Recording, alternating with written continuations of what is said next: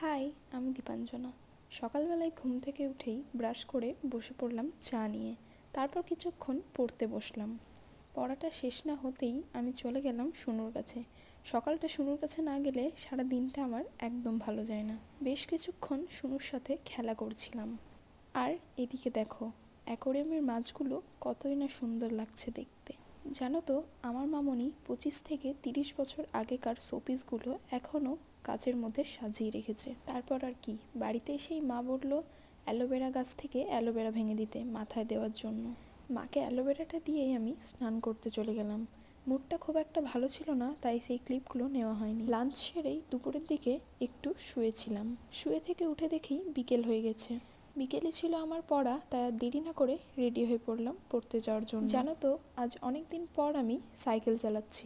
দিন বললে ভুল হবে, প্রায় কয়েক মাস। আজ পড়তে যেতে আমাদের একটু দেরি হয়ে গেছিলো, কিন্তু ওখানে গিয়ে দেখি স্যারই আসেনি এখন। বেশ কিছুক্ষণ পর স্যার আসলো। তারপর পড়া শেষ করে বাড়ির দিকে এগোলাম। বাড়িতে গিয়ে কিছুক্ষণ রেস্ট নিয়ে একটু পড়তে বসেছিলাম। পড়া শেষ করে আমি শুনুর কাছে চলে গেছিলাম, কারণ শুনু আজকে আমাকে বলেছিল গান শোনাবে। আমার সাথে সাথে তোমরাও শুনুর গানটা একটু শুনে নাও।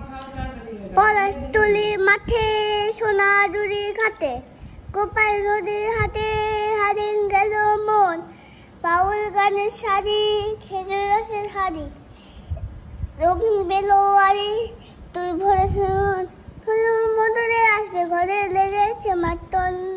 দেখলে তো কত সুন্দর গান করে আমার শুনু।